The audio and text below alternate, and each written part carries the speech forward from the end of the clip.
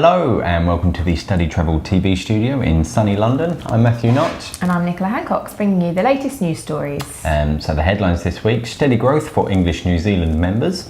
Lexis Education expands into Sydney. And global student mobility for higher education on the rise. So we start over in New Zealand. Yes, Language School Association English New Zealand said that its members recorded steady growth in 2017, with the 19 private sector members experiencing a 5.5% increase in international students and an 8% rise in student weeks.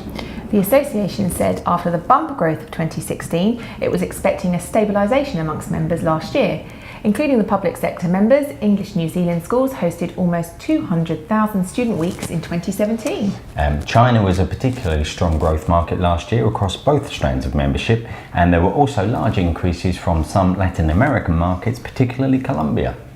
Overall, Japan remained the largest source market for the private sector colleges. English New Zealand Chair Wayne Dyer said the government support they were looking forward to sustainable growth in coming years. Very good.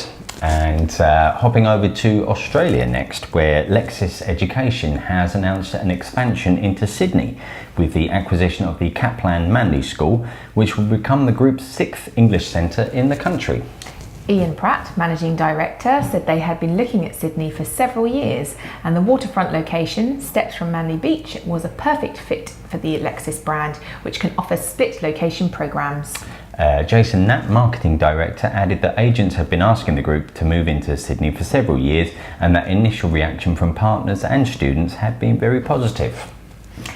International student mobility in higher education reached 5.1 million globally in 2016 and 3.5 million within the Organisation for Economic Cooperation and Development Nations, according to the latest annual analysis released by the OECD recently. Across the OECD, 6% of all tertiary students were international, but this rose to 26% at doctorate level, the organisation said. Luxembourg, New Zealand and the UK had the highest ratio of international students. And now for a roundup of some of the other stories this week. An analysis of the ELT industry, including accommodation stock, has been launched in Malta by Language School Association Feltham and the Malta Tourism Authority to ensure the sustainability of the sector. Korea hosted a record peak of more than 142,000 international students at its universities and graduate schools as of April this year, a 15% increase compared with the previous year. Spanish study abroad agency Interway has unveiled a refreshed brand image and website in the build-up to its 40th anniversary. Italian cooking and hospitality provider Alma has launched a new one-year Italian culinary program for international students commencing from January.